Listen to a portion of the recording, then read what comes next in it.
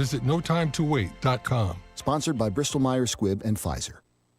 Iran is being taken to court by 4 other countries over the downing of a passenger jet. 176 passengers and crew were killed when Ukrainian Airlines Flight 752 was shot down as it left Tehran in 2020. Iran says its paramilitary Revolutionary Guard shot the plane down accidentally. The United Kingdom, Canada, Sweden and Ukraine want the International Court of Justice to rule Iran illegally brought down the jet. They're looking for an apology and compensation for the victims' families. This year, an air defense commander Iran says was responsible for the disaster was sentenced to 13 years in prison. Jonathan Savage, Fox News. Life in prison for an Ohio man who was pled guilty to raping and impregnating a 9-year-old girl who traveled out of state for an abortion. Gerson Fuentes will be eligible to seek probation after serving 25 to 30 years. He'll have to register as a sex offender. Shark attacks appear to be on the rise as they swim closer to shore. Waters in the Northeast are being monitored closely every single day before swimmers can get in, and for good reason. A pod of 50 sand tiger sharks was spotted by drone surveillance 4th of July morning. This is about 200 yards offshore at a Long Island beach. The sharks were spotted at 8 a.m. and swimmers were not allowed in the water until about an hour and a half later. The heightened surveillance came the day after a 15-year-old girl was bitten, leaving behind 3 puncture wounds that were treated by EMS.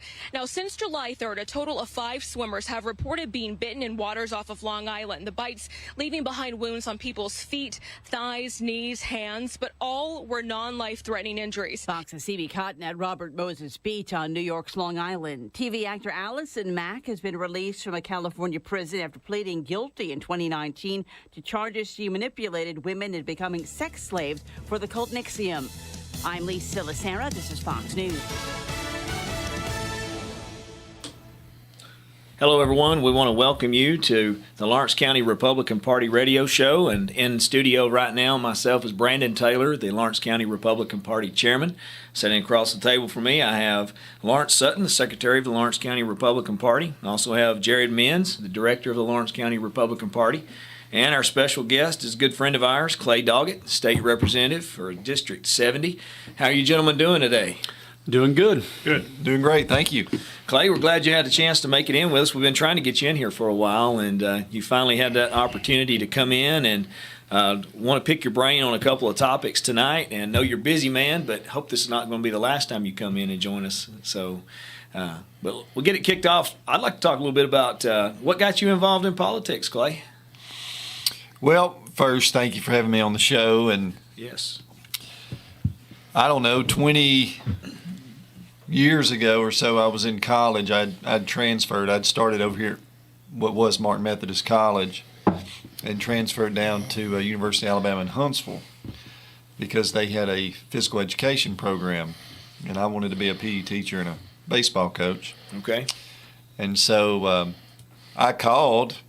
First, Martin Methodist was supposed to have that program, but they kept saying it'd be next year, it'll be next year. And I'd finished 2 years of all my pre-stuff, your basic classes.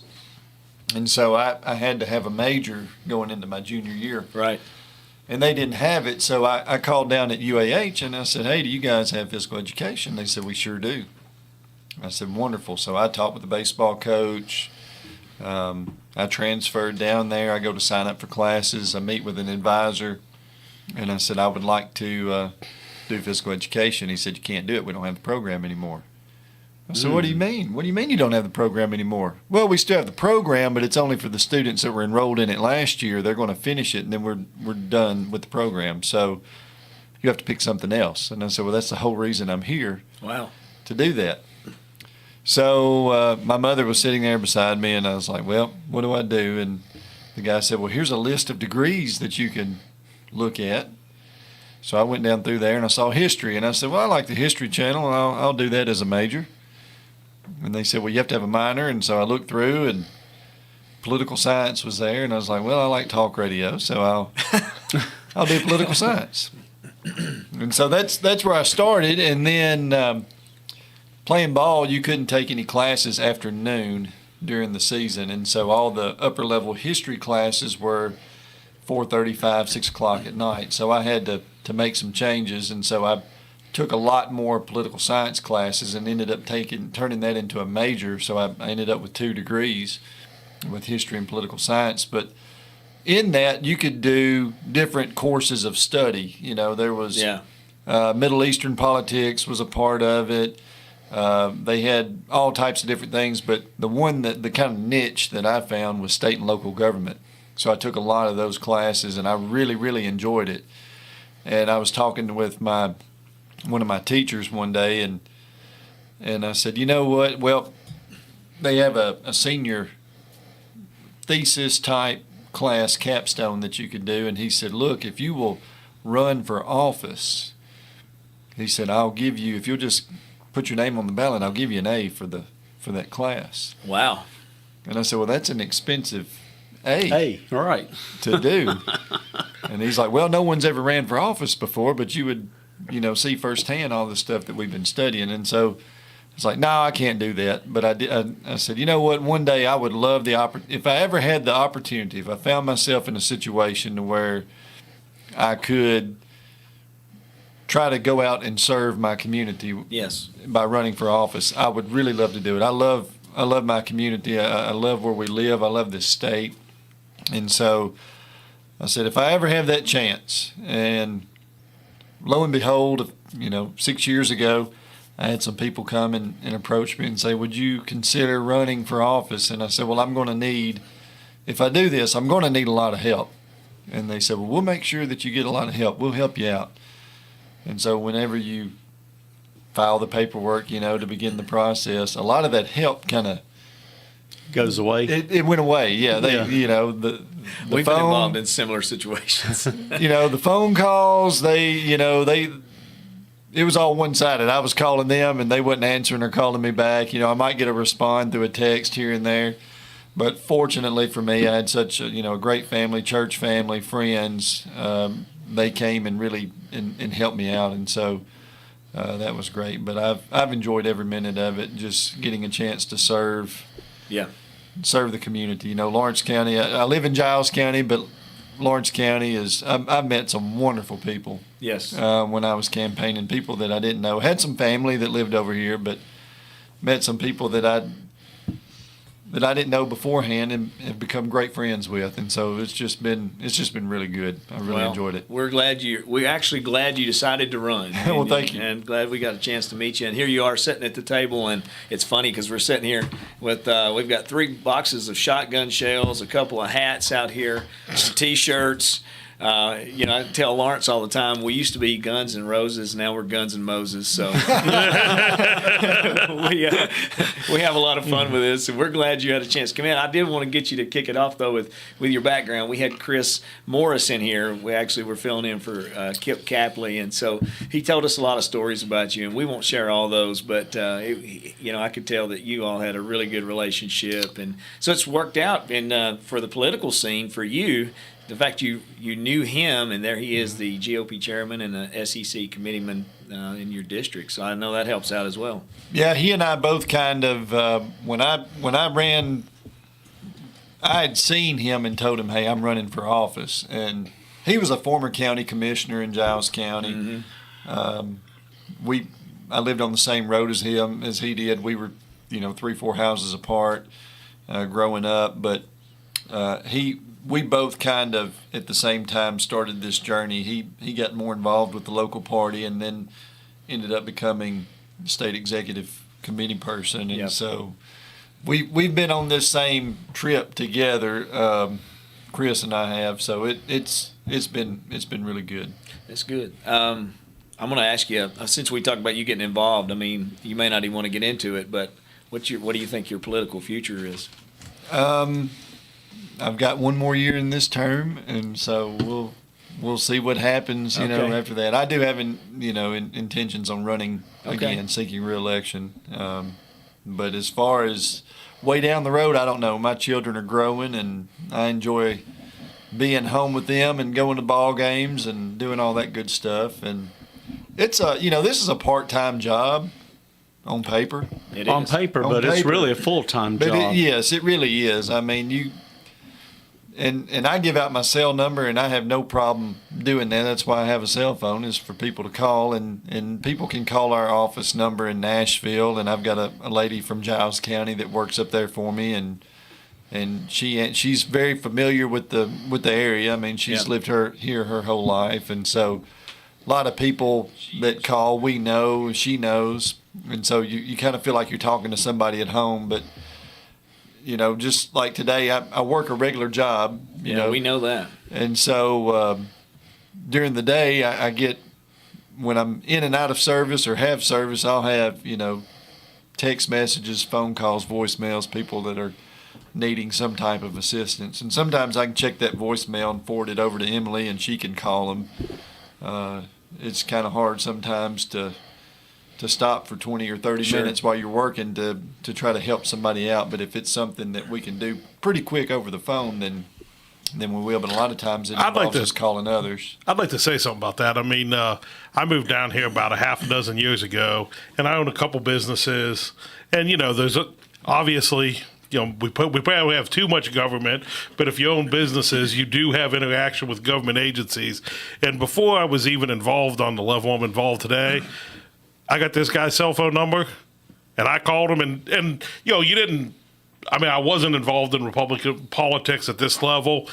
I'm going to say, anytime I ever called this guy, he called me back. You know what I mean? And it wasn't because he knew who I was, or and my daddy ate from this town and all that stuff. Right. But I called him early on when I moved down here and was opening up Stetter's restaurant and with the gun company, just paperwork that was being held up at the state. And I'm just going to say, the guy always called me back. I mean, and it wasn't because I was somebody, you know what I mean? It was just because I was a constituent calling him, and he returns his phone call. So I'd like to point that out. And we'll give his cell phone number out at the end. So it's actually true, though. It's kind of a joke, but he really does. He'll call you back. Well, I tell you, and you probably don't even remember this, but the first time I had any interaction with you was over 2 years ago, probably close to 3 years ago, when David Byrd, who was my representative, he was in the hospital. He wasn't able to do his job. He wasn't even able to get out. And you came and spoke at West End Community Center. And you saw my two girls, and my two girls are here with me. And you said, you know what, let me get them a blue book, Tennessee Blue Book. I'm not even in your district. I was in David Byrd's district. And you made sure that I got 2 blue books for my girls. Yep. And I was just a guy that talked to you at West End Community Center, and that always impressed me. That you thought that much to get blue books so my girls could learn more about the state of Tennessee. And so, Well, we asked for blue books, and he never brought them to us. No, I'm just kidding. I'm kidding. No, you should take that personally. That he purposely neglected you. I'm gonna call it about it. I brought one night down there at West End. I brought like 5 boxes of blue books. There was about 50 blue books. And I don't know who the young man was, but I told everybody, if you want a blue book, please come up here and grab one. If we run out, I'll make sure you get one. Mm-hmm. And this guy come up to me and he said, hey, I believe this is somebody else's. And I was like, what? And I opened it up, and it was one that someone had requested, and I had written them a personalized message in it.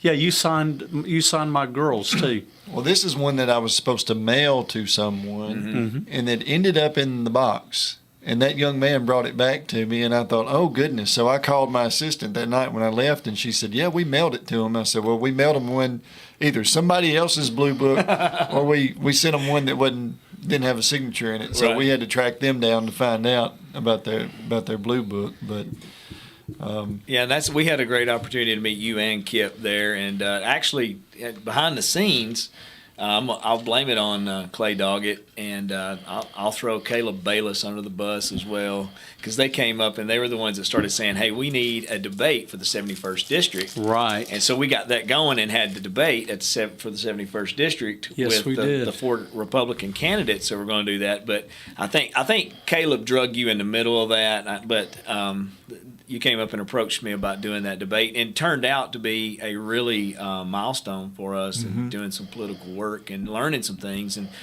so, in hindsight, it's always 2020. You can't see what the future is going to be, but that was really instrumental in us doing what we do in Lawrence County in politics. And I'll take it one step further and say that will not be the last debate. We're going to do more of those. We anticipate setting that stuff up in the next election cycle. We're looking forward to doing some of that. So I'll give you some credit on that. I appreciate you guys having enough confidence in me to even approach me about it. But, sure. Yeah. I mean, the community club out there is second to none. I mean, it's awesome. We're partial to it, but Well, I mean, it's really good that one night you had called and asked me to come speak, and I show up and there's 150 something people there. Yeah. And I thought, oh goodness, I didn't know if they were there to hurt me or what, but it was really good. I was real excited about the engagement that was there, and the food's great too. Well, conservatives are always going to be in good company at West End Community Center. I can promise you that. But couple things. I mean, you spearheaded the Send Me campaign. I mean, you actually changed the Tennessee state slogan. I mean, how would we define that? I know that I've heard you talk about it a couple times. I'm gonna let you describe it. Well, we have an official state motto. Yeah. Okay. And it's agriculture and commerce. And it'd been that way since, I don't know, I can't remember, late 1800s. That was the official state motto, was agriculture and commerce. And so last year, about this time, a lady that lives here in Lawrenceburg, school teacher, had her husband, he called me and had me on speakerphone. And he said, do you know what our state motto is? I said, is this a trick? And he's like, no, I just want to know if you know what the state motto is. And I said, well, this doesn't look good on my part, but I said, I'm guessing the volunteer state? He said, nope, that's a nickname, not official. And I got a few more guesses, and then she yelled at me, it's agriculture and commerce. I said, really? And they said, yeah, how horrible is that? So she grabs. Kind of boring anyway. It is. And so that's what's on the state seal. So she grabs the phone and says, hey, I've been thinking about this, because she'd got a blue book. I'd given her a blue book. And she'd been reading the blue book, and she uses the blue book in her classroom as part of her supplemental materials that she does. So we talk, and she said, I've got an idea. See if this will float. Changing it to Send Me. And so she goes in to give me this presentation over the phone, and I said, this is great. This is awesome. I said, if you'll write me up something that I could use to help get this drafted and show some of my colleagues as to why this is so important. I said, no promises. They're kind of picky about stuff. Yeah, we have a state dog. I think the blue tick coonhound. Birds, flowers, trees, a bunch of songs, a bunch of poems. But the motto is something that's just kind of been left where it is. And so we got it drafted, and then I started talking to some of the members in the House that were going to be on that committee that would hear it. And so I'm thinking about adding to, instead of changing, having an additional state motto. And they were like, we'll see. And I told them, Send Me. I didn't go through the whole story with them. And then when we go to the committee, and I presented it to them and talked about Tennessee's history, about, men, a call for volunteers to muster over at Camp Blunt in Lincoln County to go down and fight in the Red Stick Rebellion. Right. Horseshoe Bend. They asked for a couple thousand, and there was twice the amount of Tennesseans that showed up. Volunteers. Volunteer state. The volunteer state. That's where it was born. The Tennessee Volunteer was born right there, and they go down, they fight the Indians. Well, now the British, what are they doing? They're down there in New Orleans coming in, trying to take over our country. Oh, yeah. They're coming back for round 2. Yep. And so they just said, hey, we're going there. Well, more Tennesseans blazed the trail and joined them. They went down there, and Andrew Jackson, they beat the British. There's a famous song about that. There is. There sure is. And then you And look Jerrod at... Menz is about to sing it after He we get is. done with All it. right, there you go. Our ratings will really go down. Charlotte will stop me from singing, I guarantee. Go ahead, Jerrod. No. He said, "Oh no." It might hurt the ratings for the station forever. Can you play it? Are we allowed to play it? Actually, Kip got us thrown off of Facebook like his first show, so We're not allowed to we play. might. We're working our way into that. So But yeah, I mean, Tennessee, I mean, you look at every war that's Yep. ever been. David Crockett, famous, he lived in Lawrence County, Right. served in U.S. Congress. He lost his reelection bid. He went to Texas, Right. took a bunch of Tennesseans with him, went out there. He was a colonel. Fought in the Texas Battle of Independence out there against Right. Mexico. You look through that, all the military conflicts, all the volunteers that have signed up for war, and then another thing that's really captures the Tennessee spirit. Anytime that there's some type of disaster, whether it's a hurricane or tornadoes or Yep. flooding or whatever, extreme heat, whatever the need is, Tennesseans are always volunteering to Right. go. They're the tip of the spear going to these areas, whether it's Louisiana, Florida, Georgia. Even when we had the fires up in Gatlinburg a few years ago, there was all kinds of people. It wasn't people from out of state that was coming in. right. It was other Tennesseans that lived across the state that were taken off of work, that were coming in groups up there to help provide meals for the responders that were trying to put the fires out. And then even after the fires, they were up there helping out because there was a lot of cleanup effort Right. to get Gatlinburg back.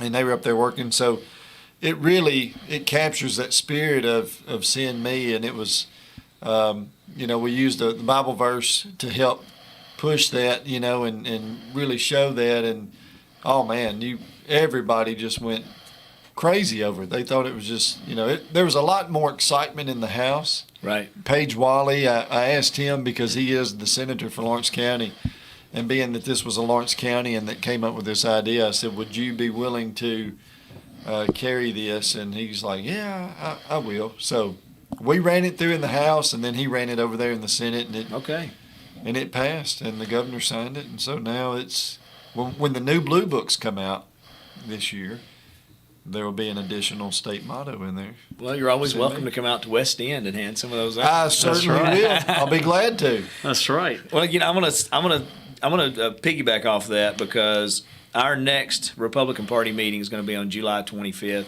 It's going to be on Tuesday. It's at 6 p.m. at the Lawrence County Courthouse. I want to invite people to come out and be a part of that. And the Send Me idea, I mean, I think it's never been a better time than right now for people to say, you know what, there's no one else to go. Yep. I was jokingly saying this in a group, and it may have been here on the radio when I said it, I'm not sure, but I've said it several times, that I'm going to change my name to somebody else. Because everybody says, well, just let somebody else do it. Mm-hmm. And a lot of people say, well, Brandon, why are you doing this? Why are you doing that? It's because no one else is doing it. No one else is doing it. But if we cannot continue to say, well, just let someone else go, if we were to look at a lot of things and say, you know what, I see that, there's a situation I need to be involved with, I'll go take care of that. And in the church, in our church, we always have a saying, to see a need is to fill a call. Mm-hmm. And so if you see that need, you can address it. You're called to go deal with that. So I appreciate you putting that out there. And you've got Lawrence, you've got a couple of things you want to talk about some of the committees and stuff he's on. Well, yeah, one of the things that has been a concern to us that we're finding out is, and you are actually part of it, which is the Elections and Campaign Finance Subcommittee. Right.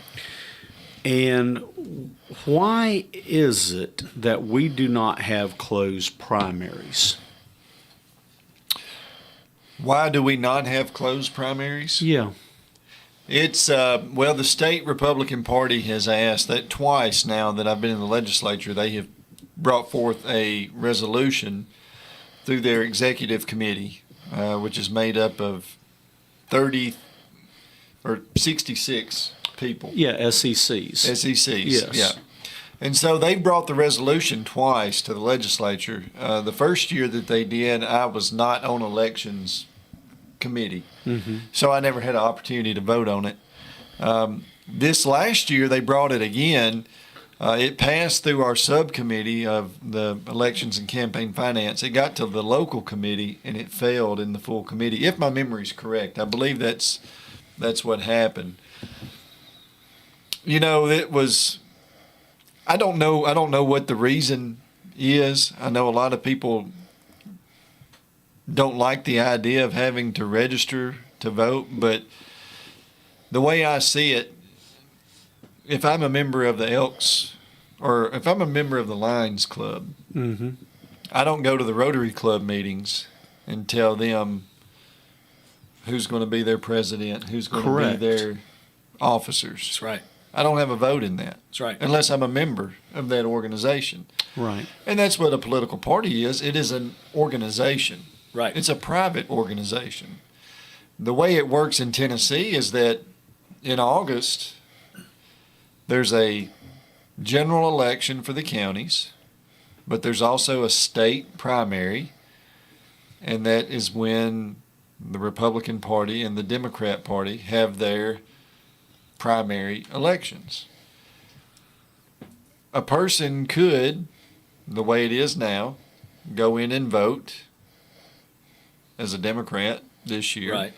and in 2 years vote as a Republican because there's no closed primary process. That's right. What the bill would have done would said you had to declare what you are, and then that's what you will stay as. So if you declared that you were a Republican, and 2 years from now, your best friend is running as a Democrat for some office. I wouldn't see that happening Well, to me.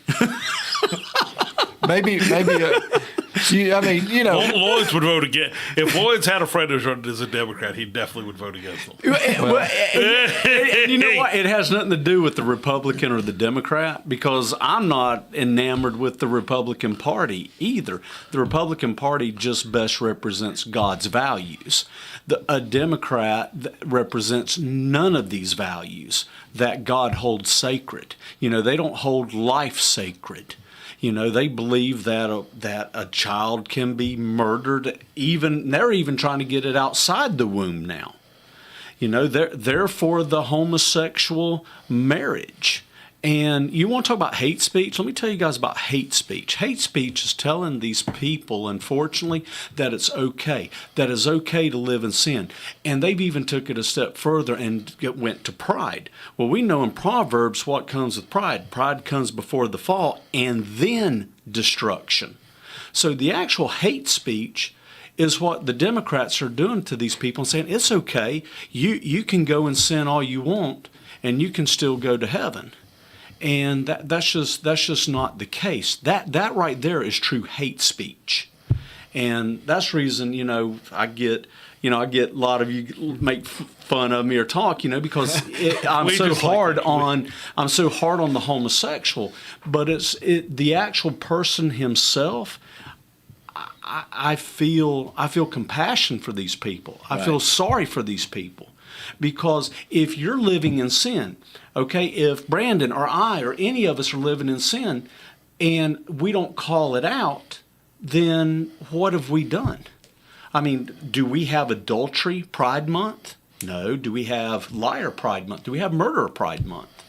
We don't have any of those, but yet we're going to take a sin, an abomination sin even at that, and we're going to legitimize it and actually say that there's nothing wrong with it. And that's what I'm passionate about because I feel sorry for these people. So I'm sorry, I'll get off my soapbox. At the end of the day, Jerrod, you're right. Lawrence will not be voting for a Democrat. Okay? That is true. We can say that. So people can say, I don't know if Lawrence is a Republican or not. You can eliminate the fact that he is not a Democrat. We can clarify that. Yes. But you're right. If someone wanted to come back and they wanted to run as a Democrat, so the bill was saying you couldn't change in 2 years. Is that correct? Well, you could change if you re-register. You'd have to You have to do it in writing before the election. Like, you take our local elections in Lawrenceburg. There was a lot of folks running as independents. So them and all of their friends voted in our Republican primary for maybe who they didn't think the best candidate was. Having closed primaries it might not eliminate that, but it would raise the barrier to entry if you had to go 30, 60 days before the election, re-register, and then once the election was over, you could go re-register again. But it reduces the barrier of entry of people meddling in the other party, both sides. Sure. You know, like if you're a Republican that lives in Davison County, you might go, well, I'm going to vote for the weakest candidate for this race or that race. Yeah. And both sides, if you live in a predominantly area where you're in the super minority, there's going to be a temptation to meddle in the other party's primaries. That's exactly right. And I think having closed primaries reduces the barriers to entry. It doesn't eliminate it. Like, hey, man, if someone wants to go re-register to vote twice in 4 months, you can't stop them. But they can't just walk up and go, well, I'm this party today, I'm this party tomorrow. Well, and to clarify for anyone that may be listening, maybe they're not clear on the term closed primary, you would have to register as a Republican or register as a Democrat, and then you would be able to vote in their primaries. But it would eliminate you from being able to register as both. So the idea would be to eliminate people from crossing over and voting in a primary to which they're not even a part of that political just party. declaring the day of the election. That's all it is. And it's think a great idea. I just can't figure out why in the state of Tennessee we can't get this done. It's so simple. And I think if my memory is correct, it wasn't closing the Democrat primary, it was just closing the Republican primary. That's correct. So to vote in the Republican primary, you would have to register as a Republican. If you wanted to stay independent or Democrat or whatever, you wanted to identify politically as, you could do that. You just could not vote in that Republican primary unless you were registered. And the reason why this was brought up a couple years ago, 3 years ago, up in Knoxville, there was a race up there for an open seat. An incumbent had been up there for many years that had served. He retired. His seat came open. 2 candidates in the Republican Party ran. One was a lady who had been on the county commission for several years as a Republican member of the county commission, and then a man who had ran for mayor of Knoxville as a Democrat a couple years before. He was running as a Republican. He was vouched for. That was back when they had a vouching process. If you're not considered bona fide by the party to be on the ballot, meaning you had to have voted in 3 of the last 4 Republican primary races, and this guy was not bona fide. So he was vouched for. There were some U.S. congressmen that wrote letters for him. Right. Some state house members had written letters for him to get him on the ballot. Well, the night of the election, it comes down, and it's neck and neck as the boxes come in. And this lady, who had worked really, really hard, and so did the other guy, but she lost by 90 votes. Well, after the election's over, she had tried to appeal to the state party. They wasn't going to get into it. It cost a lot of money to go back in and challenge an election. It cost a lot of money to do that. It costs a lot of money if you have to go back and recount votes. That's right. When people talk about, they're going to do a recount, it costs thousands of dollars to do a recount. So what she did was she just took the loss, but she went back and did her research. She pulled up everyone that had voted in that primary. And then she went and because your voting record, not necessarily who you vote for, but if you voted in a primary. If you voted in a primary, it's public knowledge. That's you can right. get access to that. That's exactly right. So her and her team went and they looked. Well, there was over 1,000 people who had never voted Republican in their life. Yeah. That had always voted in the Democrat primary, that came and voted in that election. And so then she went through her list, and there was only a few that she saw. So at the end of the day, she don't know if they voted for her or if they voted for him. But to lose by 90 votes, and the guy had been on the ballot as the Democrat nominee for public office a year or so before. So I'm about to ask a question. This is going to seem radical. Y'all ready? Okay. Well, I wouldn't have come if I didn't expect radical. Yeah. I would have stayed home. We've actually been a little low key in here tonight. Yeah, we have been. I got to kick it up a little bit. So let me ask this question. In Lawrence County, why don't we just, since it's public knowledge, why don't we just print out who votes in our next Republican Party primary Where are you going to publish it? on our Facebook page? I don't know if you can publish it. I was wondering. I think you can. I mean, It's public knowledge. You can go pull it's it. public knowledge. I mean, I'm kicking it out here. I mean, let's have some fun with this because, even if they're going to cross over and vote, it would be fun to see some of the people that we know who are Democrats, maybe our neighbors or someone we know, Lawrence's friends. We can get all them out. Say, look at all the people Lawrence hangs out with. They voted in the Republican Party primary.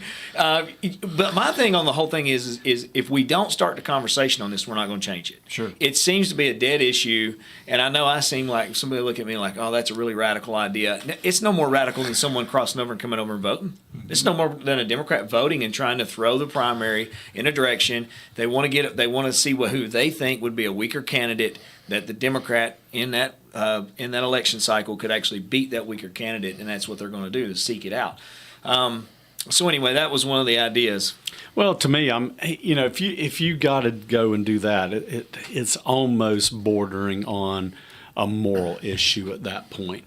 Because who are you saying you are at that when you go and you do that? I can't imagine me going and voting on a Democratic primary as long as the Democrats are going to be for abortion, for gun control, and for homosexual marriage. I just can't see me ever doing that. And I would tend to think that they're the same way, that they have their values. Mm-hmm. And you would cross over your values. I mean, I couldn't cross over my values.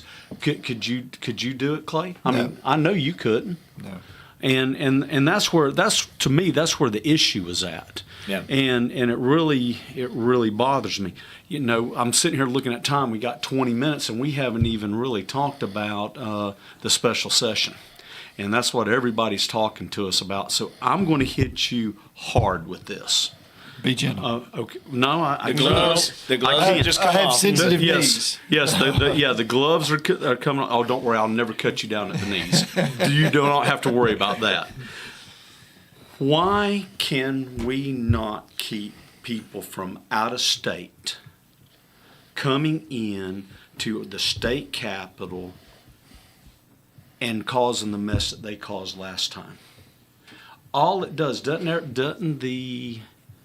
aren't their IDs checked before they entered the building? I believe so. When you come in, you go through the security process, which is a metal detector. There's a trooper there. I believe there's an ID that might be, and I may be just thinking about if you in our office building, you can carry a firearm in to the Cordell Hull building. Right. And you have to go into a special line and you show the trooper that you've got a handgun carry permit. And I know they look at that. You may not have to. I think the general public, but the question he's asking, and we were talking about this before you got here,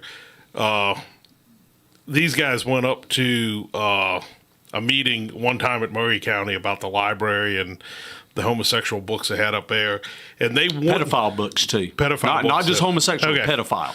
And they wouldn't let them speak because they weren't Murray County residents. They said, if you don't live in Murray County, you can be here, but you can't speak. Right. Our question is, why can people bust in from Oregon and California and New York, there's only 300 seats in the gallery. Why can they fill it up with people from Connecticut? Why can't we reserve those seats for Tennessee residents only? Mm-hmm. And that's the question. And I mean, I think that's a fair question. Like, if we had a controversial issue here in Lawrence County and people wanted to come up and take up everybody's time from Florence, I'd say kind of makes sense. Why should the Lawrence County, why should the Lawrence County, council sit there and listen to people from Florence or even Pulaski? Well, we love you guys from Pulaski, but I mean, let's hear from our people. But this is the state of Tennessee. It's a special session. those are the seats, and there's only 300, right? 300 Right. is a number. Why are we going to let people from California, Oregon, and Connecticut be there and not just Tennesseans? Especially considering how they treated y'all. Sure. Well, this is something that I've wondered since I've been up there. Back, I don't know, 15, 16 years ago, I went up to Washington, D.C. to see the Capitol. Went, spent a whole week up there seeing all the monuments, going through the Smithsonian. And we went to the Capitol building, and I wanted to go in and see the House of Representatives doing their work. I really wanted to see that. We had to have a ticket. I could do the tour. Right. Right, I remember that. I could do did the that. tour to the Capitol building, and we did the tour, but I wanted to go in the chamber. They've got a gallery up top like we do in Nashville. But I wanted to go up there and sit and watch them do what they do up there. Yeah. And the lady said, well, you've got to have a ticket. I said, well, where can I get the ticket? Oh, you have to apply for the ticket in advance. With your congressman. With your congressman. You have to get with them. They get your information. Right. You tell them when you're coming. If there's a seat available, they'll give you a ticket. If Right. there's not, then you're out of luck. Right. And so I get to Nashville, and I find out, because I had been there maybe a week or two, and there was some constituents that were coming up that had called. Right. And I said, I don't know if I'll be able to get you in. Let me find out. Because I was new to the process, too. So I called the clerk's office, and I said, look, I've got these people coming. I've got all of their information. I've got their name, their address, basically what you would need off of a driver's license, for information. And they said, oh, well, it's first come, first serve. Whoever, they're Right. welcome to go up there and sit. Now, if you want them to sit on the floor with you, then, yeah, we need their information to make sure we've got space for them. But that's been my thing the whole time. Why not? Those seats should be reserved, and you should know who is sitting in those seats. Just like they are up in Washington, D.C. Yeah, and to me, that's important for two reasons. One, I'm not going and telling California how they need to vote. I'm not lobbying them. I don't live in California. As a matter of fact, I have relatives that live in Maryland. I won't even step foot in Maryland, because if I step foot in Maryland, I'm going to be a felon, because I'm going to have a gun that has more than 10 rounds in the magazine. And you are a felon. So I've told my wife, I am not going to Maryland, period. End of story. He just flies over an airplane. No, I don't do that either. That's a whole nother story. Don't get me on that. Last time I flew was 2008, and I got took to the special room. Uh-oh. I mean, I'll just tell you, I gotta let that go on the radio. I was in. Okay, I'll tell you the story. I was in a bad mood. I had to take a red-eye flight from Arizona. I had gone to Arizona a lot from playing in baseball tournaments. I played semi-professional baseball. So I'm playing in semi-professional baseball tournaments. I have clients that are in Phoenix, Arizona. So I'm flying in and out a lot. Last 3 times I went, they pulled me out, and they were like, well, we're going to check you, and, they check you. I'm just wondering right now, why would they single him out? I just can't that's figure it what out. I want It's to the know. weirdest thing ever. That's what I want to know. So the third time, and it's 5 o'clock in the morning, I'm running late. They pull me out again. I'm in a bad mood. And the guy that's checking me, bless his heart, he's a Muslim. And I look at him, and I can't help myself. I look at him, and I go, don't you find this ironic? He goes, what do you mean? I said, I should be checking you not checking me. Because I'm not the one blowing up planes. And, yeah, that got me into the special room. Yeah. I'm surprised you're here right now. You know what? I actually lost my pre-TSA one time because I took a bag and I didn't check it, and I was switchblade, and I went through TSA. If you have a pocket knife through TSA, they take it off you. If they find a switchblade, it's a whole new level of problems. Right. And I ended up getting a ticket, and I got like a $280 fine, and I lost. You were lucky. And I lost like a $300 switchblade. You were lucky. But I lost my, and I was flying all the time for work at the time, and I lost my if I applied, they just didn't even reply to me. I finally got it back but I lost my pre-TSA for 2 or 3 years. If Lawrence would have been flying with you, you'd have went to prison. Needless to say, I have not been on a plane since 2008. So I still cannot get global entry, though. I got clear and I got pre-TSA, but I cannot get global entry to this day. Wow.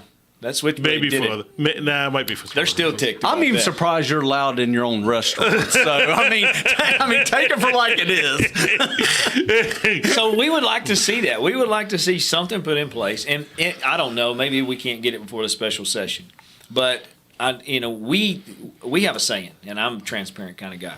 We're going to use everything for political leverage. So if they go up there and they bust people in to our state capitol.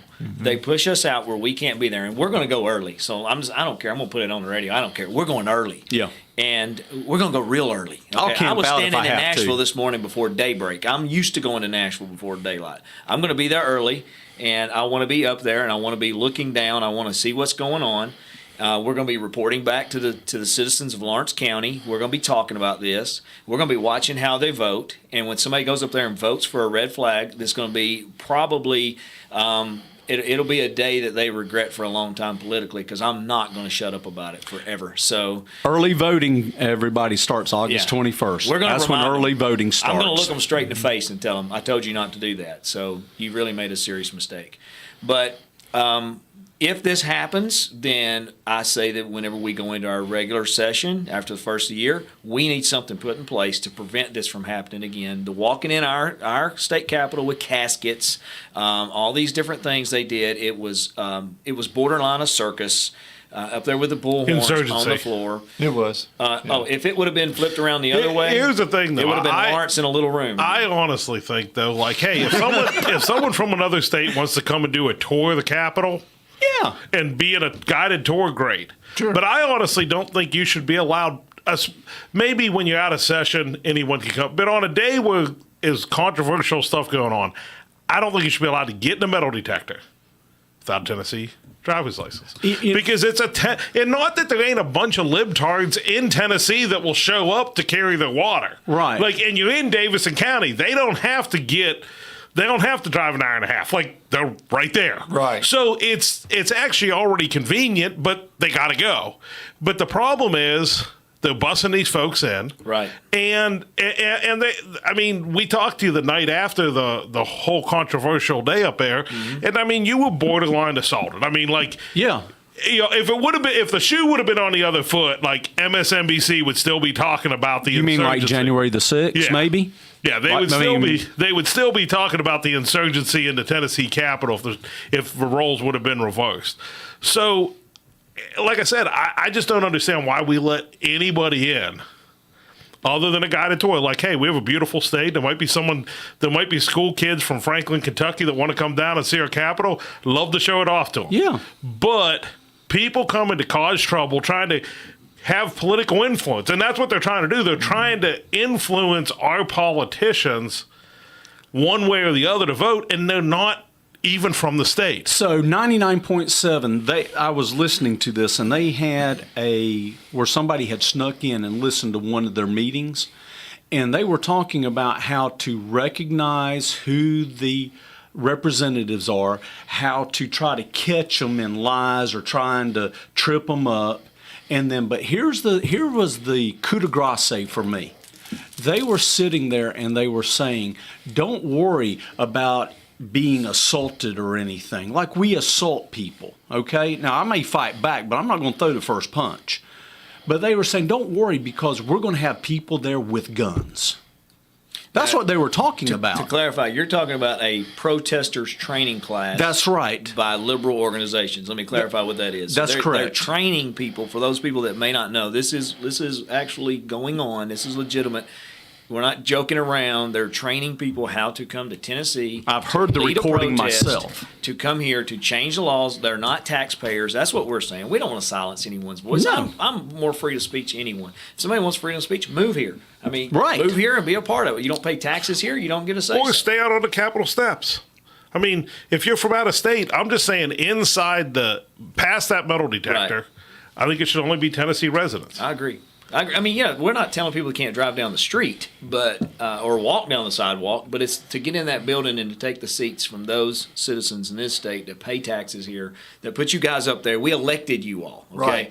Right. We are the ones who are responsible for what happens. And so I think if this comes back and we have a lot of protesters and we can't get in that building and we can't get people in there and we intend to pack it out, we will not shut up about this next year. I can tell you right now, we are going to be really pushing for some legislation to make sure that Tennessee only gets in that state capitol. I don't think it has but I anything think- to do with the Tennessee, though.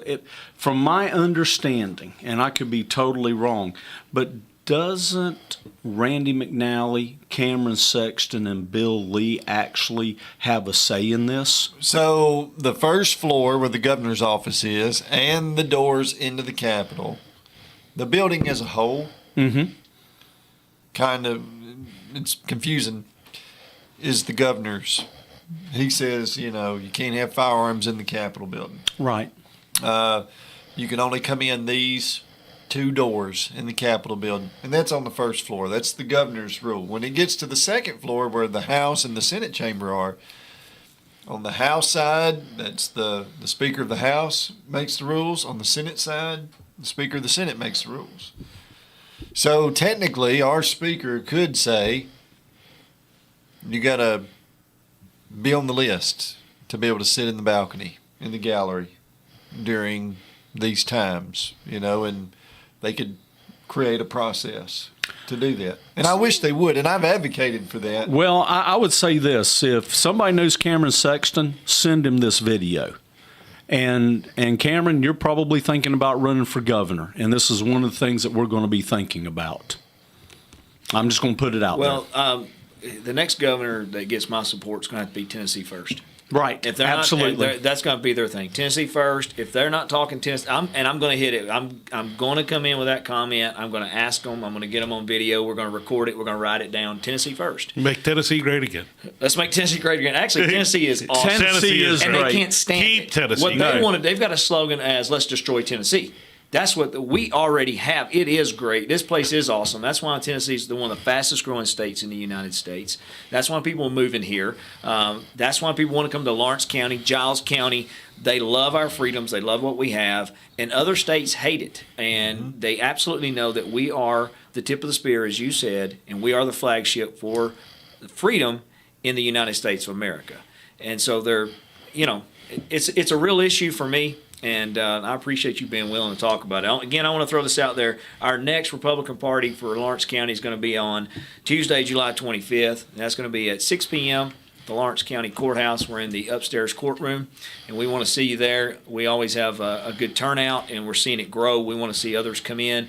There's going to be a lot of topics we're going to be talking about in the next upcoming year. I mean, 1 year from right now, this is going to be it's going to be totally different. It's going to be totally different, everything that we're going through. But I if still think it's going to be a topic that's going to be out there. But people, if you are worried about your gun rights, if your gun rights are important, you need to show up July 25th. You need to be there at our meeting, because if it looks like we're still going through with the special session now, and he hasn't officially called it yet. No, not yet. But I'm telling everybody, if you care, and I think you do, because when we got Lawrence County as a sanctuary for the Second Amendment a couple of years ago, we had over 200 people show up. Right. I know you guys are listening. You need to be showing up come July 25th, because we're going to be talking about 21st. it. Huh? 21st. August 21st. Well, no, the 25th of July of our meeting. Sorry. Okay. Of our meeting, July 25th of our meeting. Clay, I know it's a long ways away, but are you going to be able to be there at that meeting? I sure hope so. Yeah. Because we're going to need your help to kind of explain to us what we have to do, so we're up there in the balcony, so we're there in the halls, so you guys are not assaulted.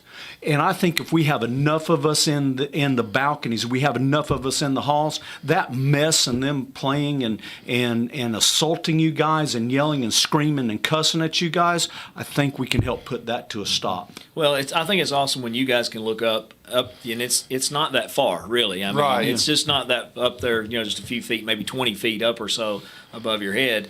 Getting to see people seeing our faces there, I think it's going to be an encouragement to help you guys stand for what you already believe is real, what you believe is right.